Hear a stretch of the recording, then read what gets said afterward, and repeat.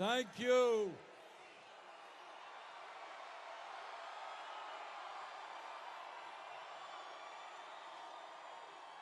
Thank you, Northern Virginia.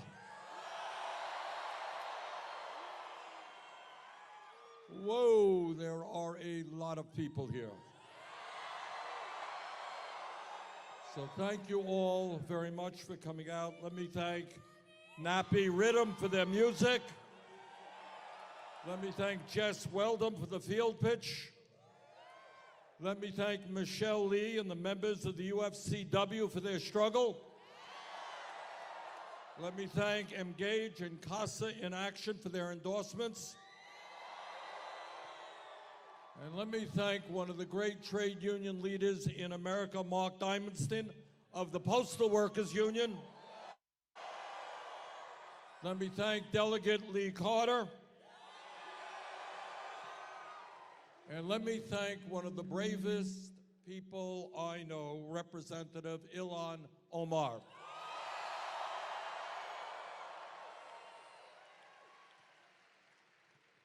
Now, I don't know what I can say that Ilhan hasn't already said. So I'm going home, Mike.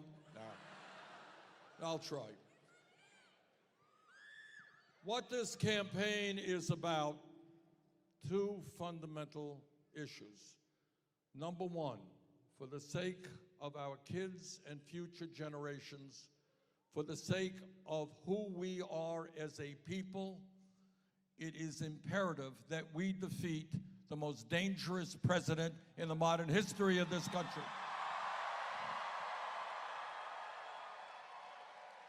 Now, Americans have differences of opinions on many issues, but we don't have a difference of opinion that the President of the United States should not be a pathological liar. We don't disagree that the President of the United States should not be running a corrupt administration. And for all of those incredibly brave men and women who have put their lives on the line to defend this country and to defend democracy, we don't want a president who has no idea of what the Constitution is about, who is undermining American democracy, and who thinks he is above the law. So today we say to President Trump, sorry, this is not an autocracy, this is a democracy. And in November, you're going to see what a democracy looks like, because we're going to throw you out of office.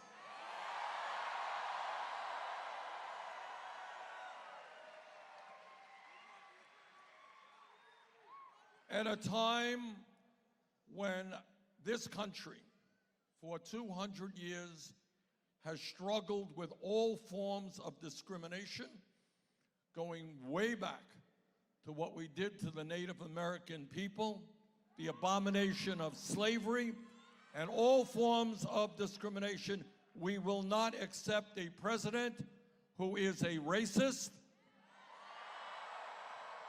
who is a sexist, who is a homophobe, who is a xenophobe, and who is a religious bigot.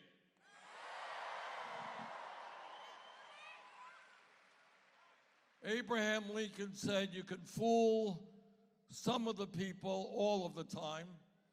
You can fool all of the people some of the time, but you can't fool all of the people all of the time.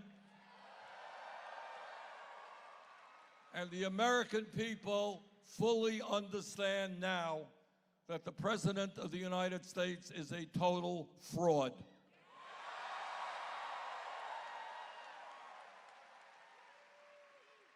This is someone who told the people of Virginia when he ran for president in 2016 that he would provide health care to everybody.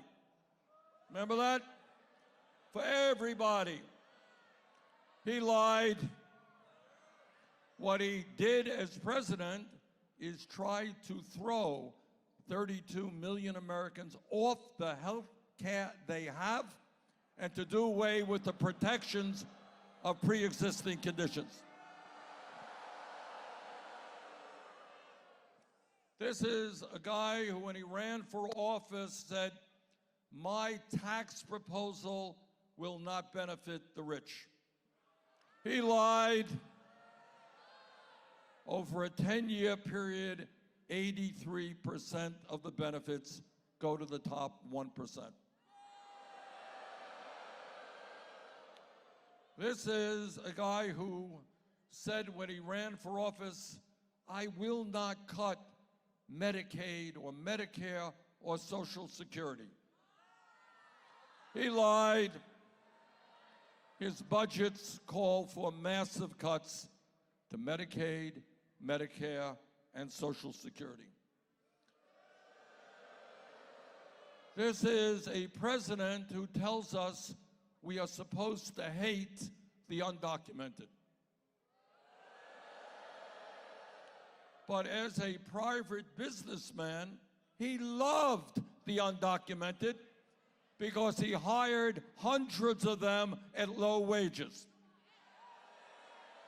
to work in his fancy resorts. This is a president who said, "Oh, it's a bad idea to outsource good-paying American jobs." But as a private businessman, he built his factories in Mexico, in China, in India, in Bangladesh, and in other low-wage countries. Now, we're going to defeat Donald Trump.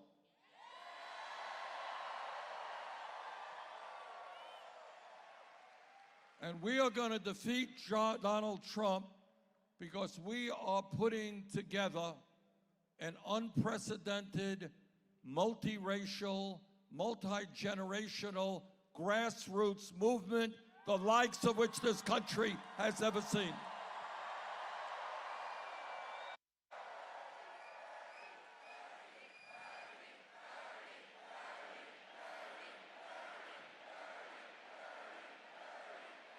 Now, Donald Trump thinks that he is going to win re-election by dividing the American people, getting us to hate each other. And he's going to divide us up based on the color of our skin,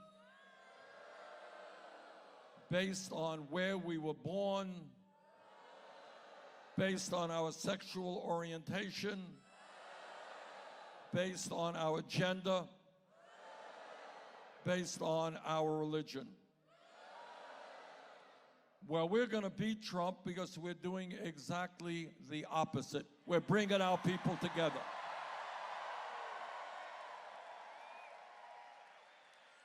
We're bringing our people together around an agenda that works for all of us, not just wealthy campaign contributors.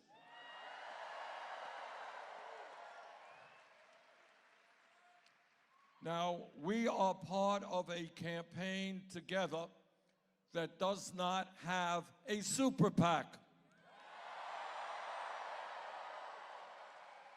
And we don't need a super PAC. And I don't need to go to billionaires' homes to beg for money. And the reason for that is that we have received more campaign contributions from more Americans than any candidate in the history of the United States of America.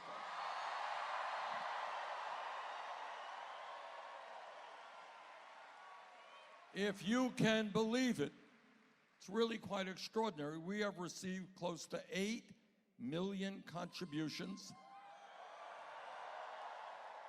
from 2 million Americans.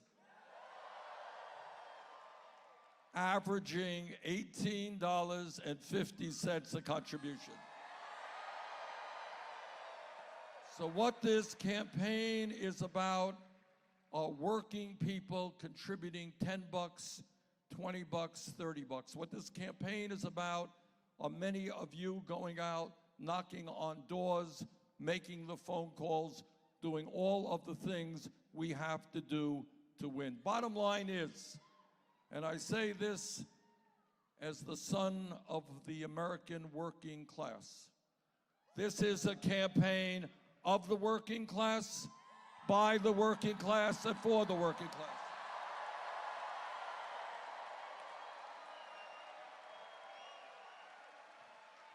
And as we speak right now here in Virginia, but all across the country, there are tens and tens of thousands of people volunteering and working hard on this campaign. And that's how you win elections.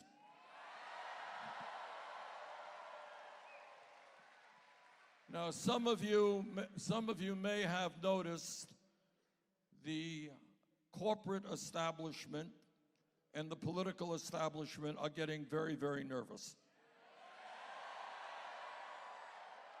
See, and today you're making them even more nervous when they see this type of turnout.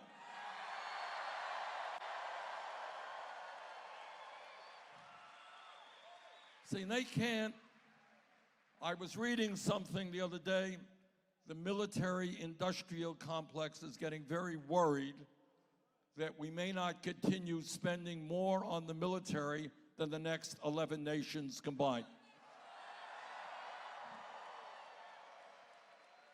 And Wall Street is getting worried that we're going to break up these large banks that nearly destroyed our economy 12 years ago. And the pharmaceutical industry is getting very worried because we are not going to allow them to continue to charge us 10 times more for some drugs than they do other countries. And the insurance companies are getting very nervous because we are going to end the international embarrassment of being the only major country on earth not to guarantee health care to all. We're going to pass Medicare for all.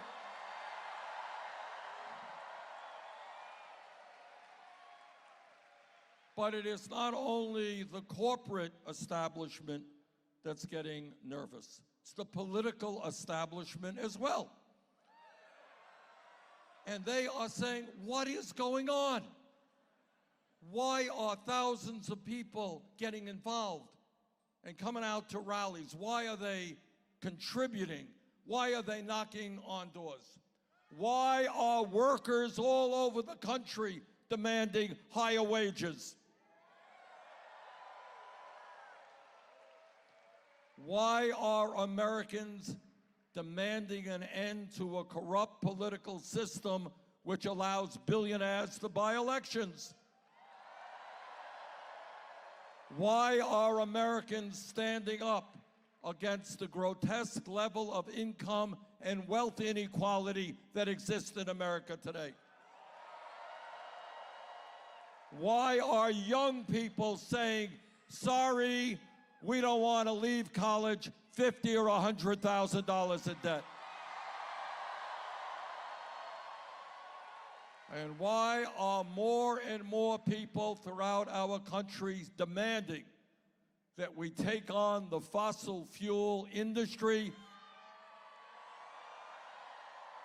and that we save this planet from the ravages of climate change? And they don't get it. The establishment doesn't get it. And then what they try to throw out, to try to diffuse or slow down our movement, they say, Bernie can't beat Trump. Well, I respectfully disagree. Not only is our campaign the strongest campaign to defeat Trump, but we are going to defeat him here in Virginia and in states all over this country.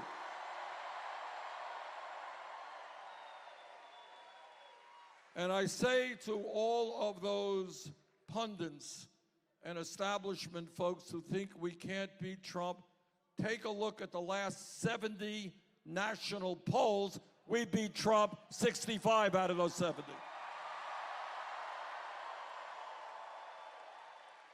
Take a look at the battleground states like Michigan, Wisconsin, Pennsylvania. We beat Trump. And at the end of the day, and this is what I do believe, the only way we beat Trump is when we have the largest voter turnout in the history of this country. And you can't do that with the same old, boring type of politics. The only way you beat Trump is with a campaign of energy, of excitement, a campaign that brings working class people into the political process. A campaign which brings young people into the political process.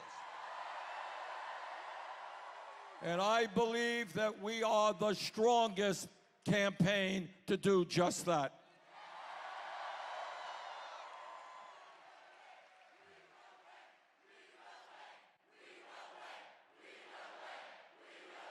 Yes, we will. We will because we must. And the reason that we will win also is we have the courage, and Ilhan was talking about this a moment ago, the courage to be honest with the American people. And that is to talk about the reality of people's lives. And what is going on in America? What we know is going on is that we have 3 people on top who own more wealth than the bottom half of America. Today, while people in Virginia and Vermont and all across this country are working 2 or 3 jobs, 49% of all new income goes to the top 1%. And let's be honest. And let's be honest and understand that half of our people today, half of our people are living paycheck to paycheck. You all know what living paycheck to paycheck is about? I grew up in a family that lived paycheck to paycheck. I lived in a rent-controlled apartment. And what living paycheck to paycheck is about is being under stress every single day. All right, what happens if the car breaks down? What happens if my kid gets sick? What happens if I get evicted from my apartment because they raised the rent? That's what living paycheck to paycheck is about. We are going to create what the American people want. A government and an economy that works for all of us, not just the 1%.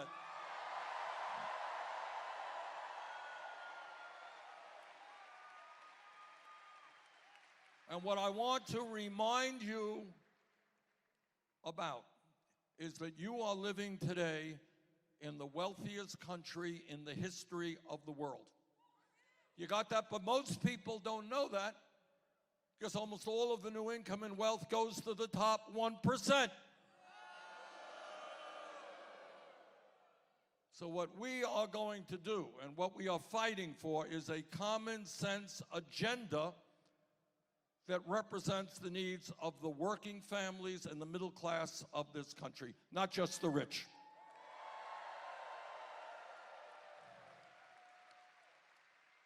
If you work 40 hours a week in America, you should not be living in poverty.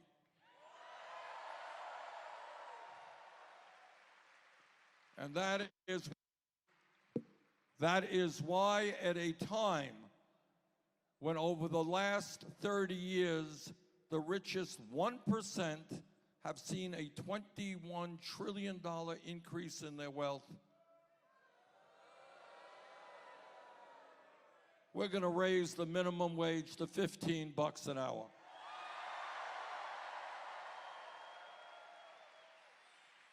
At a time when women make 80 cents on the dollar compared to men, and when Black and Latino women make even less, we believe in equal pay for equal work.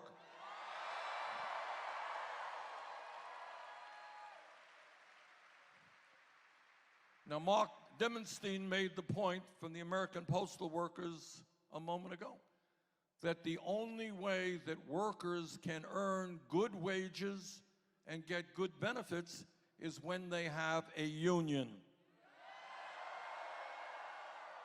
And that is why we are going to double trade union membership in this country over the next 4 years. It's why we're going to create millions of good-paying jobs rebuilding our crumbling infrastructure, our roads, our bridges, our water systems, our wastewater plants. We need to build, in addition, 10 million units of low-income and affordable housing. In the wealthiest country in the history of the world, 500,000 Americans should not be homeless tonight, including 30,000 veterans. 18 million American families should not be spending 50% of their income on housing. We can put millions of workers to work at good-paying jobs, building 10 million units of low-income and affordable housing.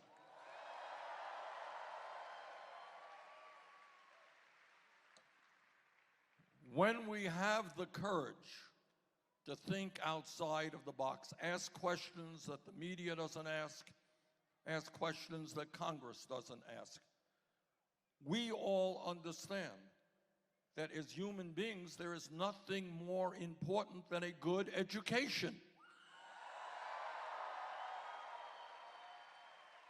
And that is why we are going to make sure that in this country we have high-quality, universal, affordable child care for every family in America. We believe that all of our kids are entitled to the highest quality education possible. That is why we are going to triple funding for low-income Title I schools.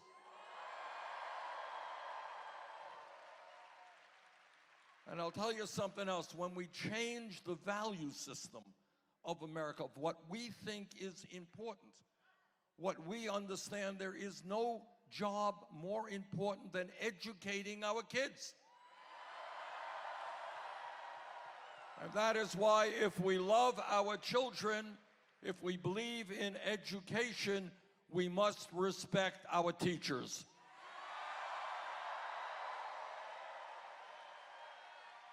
Now, I would hope that many of the young people here will give serious thought to becoming teachers. Truth is, we need more African American teachers. We need more Latino teachers. We need more special education teachers. We need great teachers all across this country. Teachers who love the kids, who are motivated by doing well by our children. And I want the best and the brightest on college campuses all over this country to say with pride, we're going to become teachers, and that is why we're going to raise the salary of teachers to at least $60,000 a year.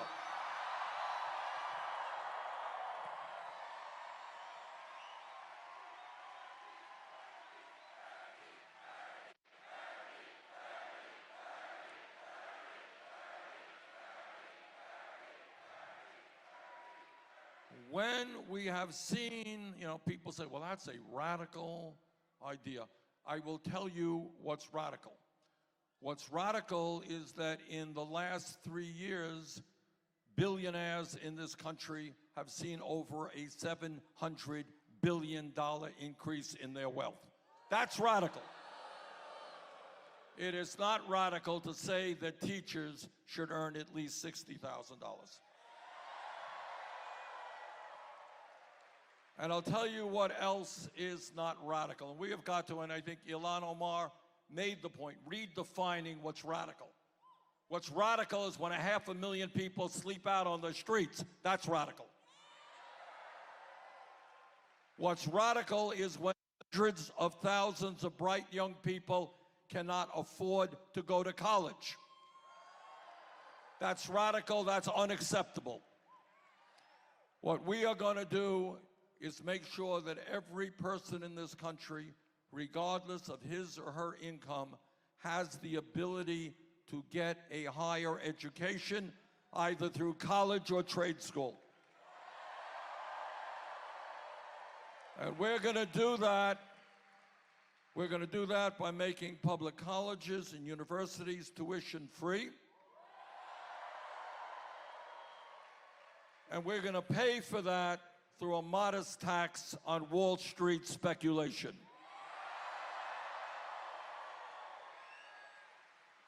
And again, when you think outside of the box, when you begin to think what a government that represents working families can do, remember, 12 years ago, Congress, against my vote, bailed out the crooks on Wall Street who nearly destroyed our economy. 2 years ago, Trump gave the 1% and large profitable corporations $1 trillion in tax breaks. That is radical. What is not radical is canceling all student debt in America.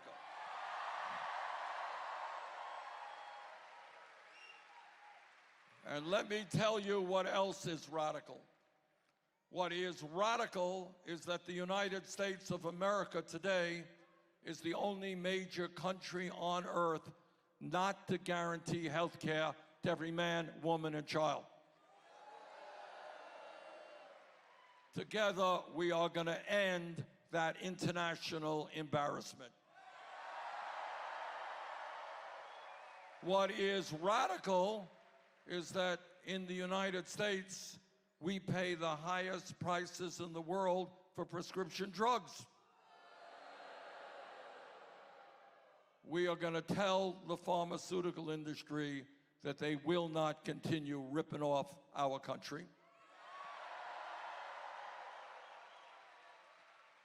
And let me tell you something that I have believed for my entire adult life, and that is that health care is a human right, not a privilege.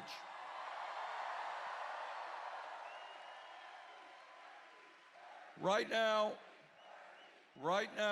and I want you all to know this, it's important because you don't see it on TV, but what you need to know is that we are spending today on health care twice as much per person as do the people of any other country.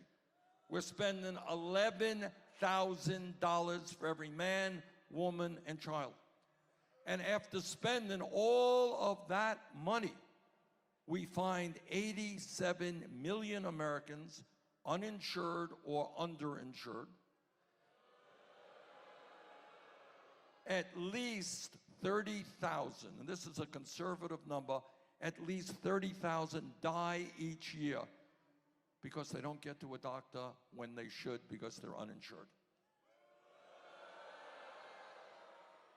And when you want to hear about a cruel system, understand that 500,000 Americans go bankrupt every year because of medically related bills.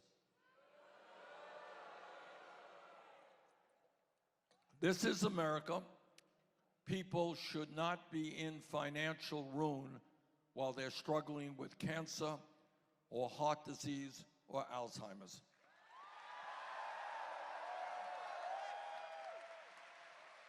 And in the midst of all of this, outrageous drug prices, so many of our people uninsured or underinsured, the healthcare industry last year made $100 billion in profits. Well, today we say to the healthcare industry that the function of a humane and rational healthcare system is not to make billions for the healthcare industry, it is to provide quality care to all of our people. And whether they like it or not, we will pass a Medicare for all single-payer program.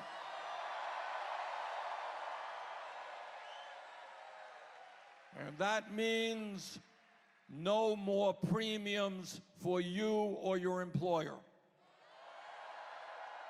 No more co-payments when you walk into the doctor's office.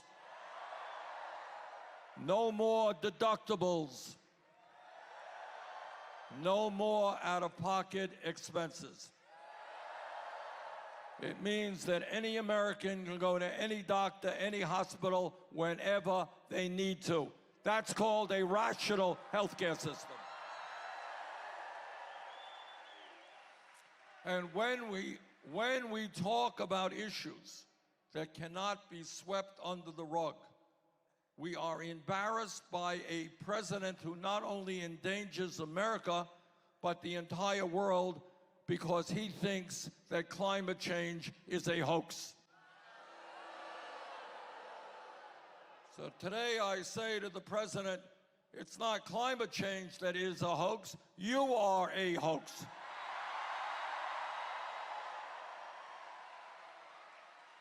And unlike Donald Trump, our administration will listen to science and the scientists.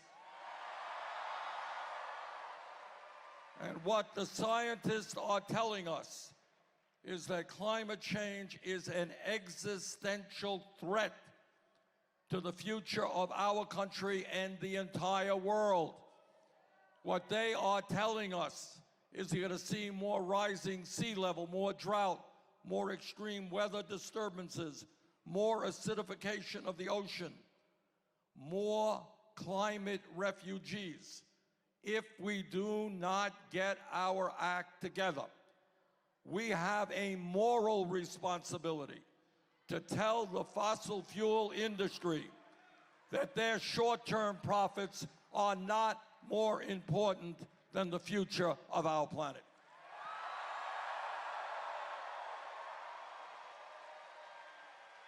And that is why I'm proud to tell you that we have introduced the most comprehensive climate change proposal ever introduced by a federal candidate, and that is a proposal based on the tenets of the Green New Deal.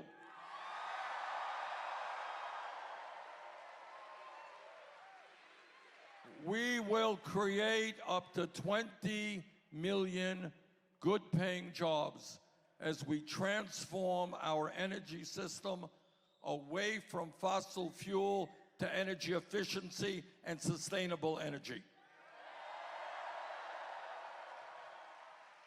This is not an issue that we have options over.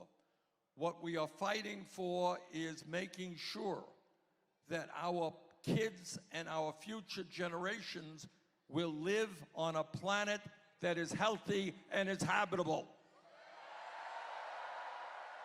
And as president, I know and you know that this is a global issue, not just an American issue. And my job as president will be to talk to the people in China, Russia, India, Pakistan, Brazil, and make the case that instead of spending $1.8 trillion a year on weapons of destruction, maybe we should pool our resources, fight our common enemy, which is climate change.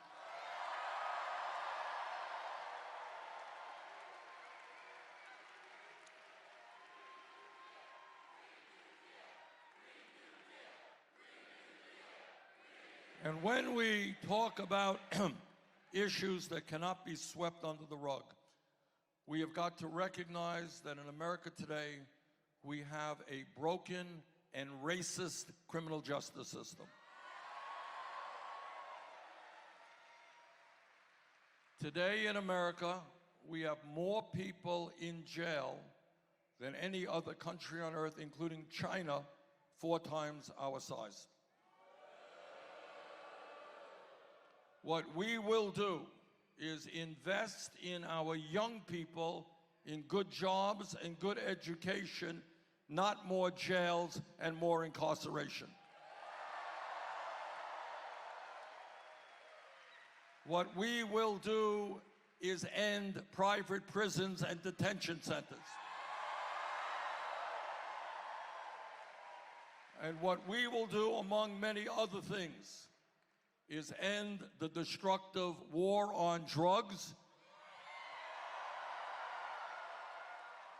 Now, it turns out there are some things the president can do through executive order. One of them is to legalize marijuana in every state in this country.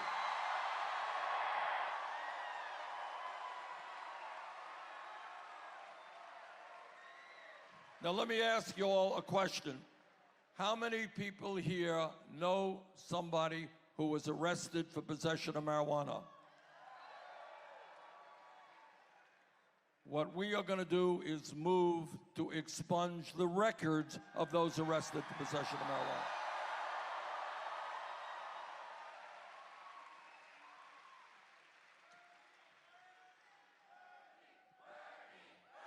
Nope.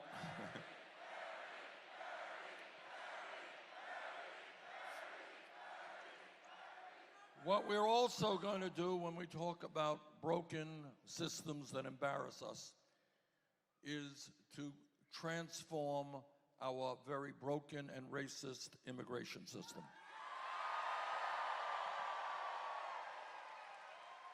And on day one, we will sign an executive order overturning all of Trump's racist immigration executive orders. On day one, we will restore the legal status of the 1.8 million young people eligible for the DACA program.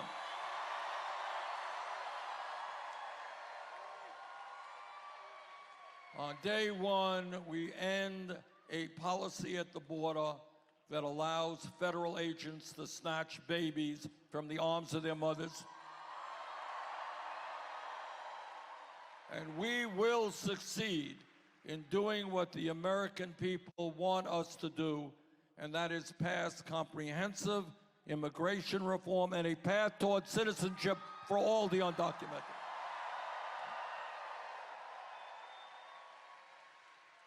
And when we talk about the issues that we must address, I know that in Virginia you feel strongly about it, and it's true all over the country. We must address the epidemic of gun violence in America.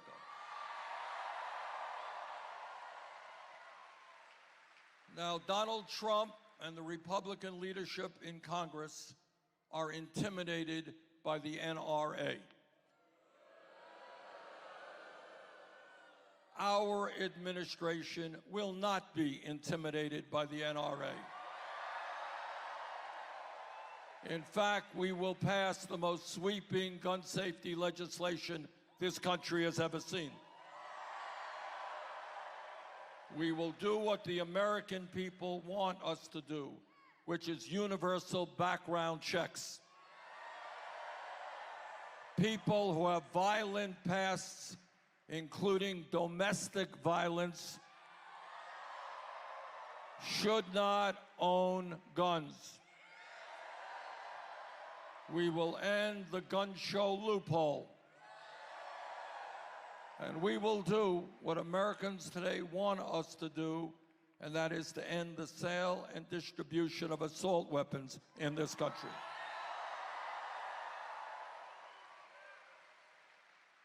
Now, I am a senator from Vermont, And I'm on the floor of the Senate fairly often, hearing conservative Republicans give speeches. And that's a kind of painful experience, but it's what I'm paid to do. And their mantra very often is they believe in small government. They believe in getting the government off the backs of the American people. That's what they say. And I say to those hypocrites, if you believe in getting the government off the backs of the American people, understand that it is women who have a right to control their own bodies, not the government.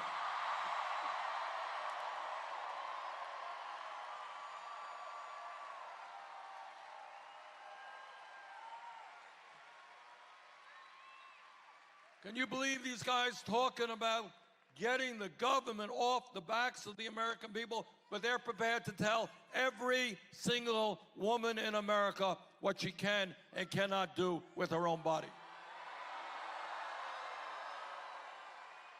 And trust me, if it was the men in this country who are having babies, it would be a very different story. So here is my promise to you. I will never nominate anybody to the Supreme Court or the federal bench who is not 100% pro Roe v. Wade. We will move to put Roe v. Wade into law. Trump and his friends want to cut funding for Planned Parenthood. Well, we got some bad news for them because we're going to greatly expand coverage for Planned Parenthood.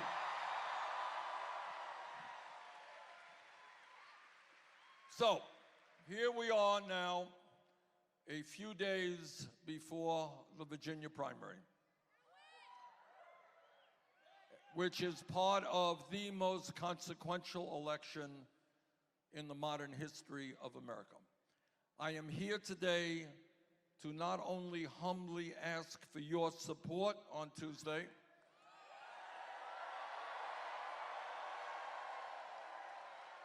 I am here to ask you to help us make the political revolution. And one part of that political revolution is bringing more people into the political process.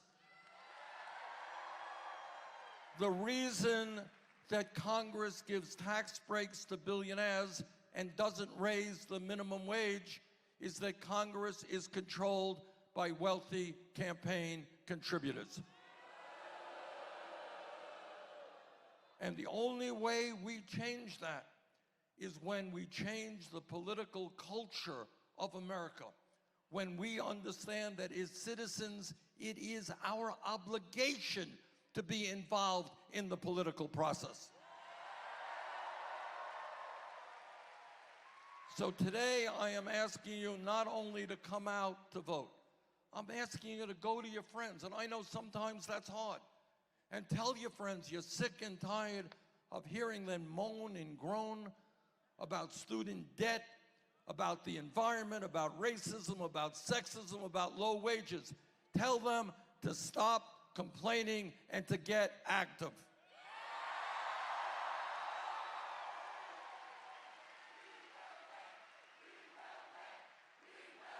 That's right.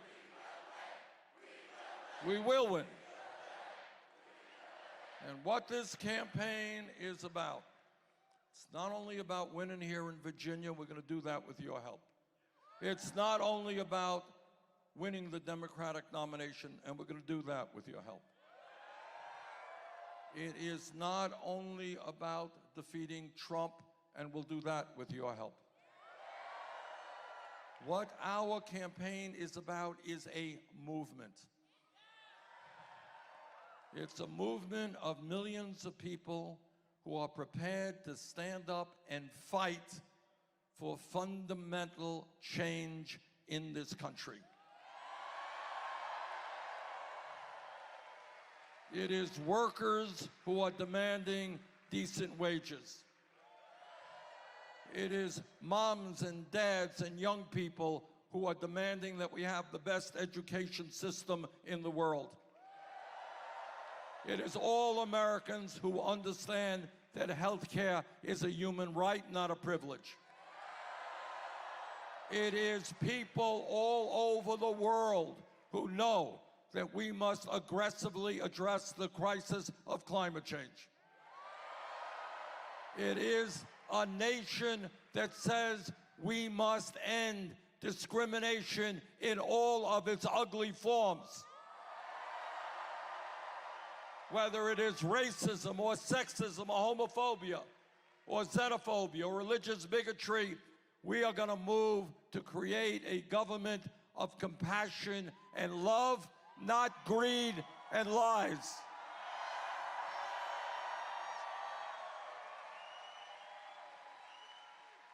And today we tell the special interest, whether it's Wall Street or the drug companies, wherever it is, that this country belongs to all of us, not just the few. So let us go forward on Tuesday. Let's win here in Virginia. Let's beat Trump. Let us transform this country. Let us go forward together. Thank you all very much.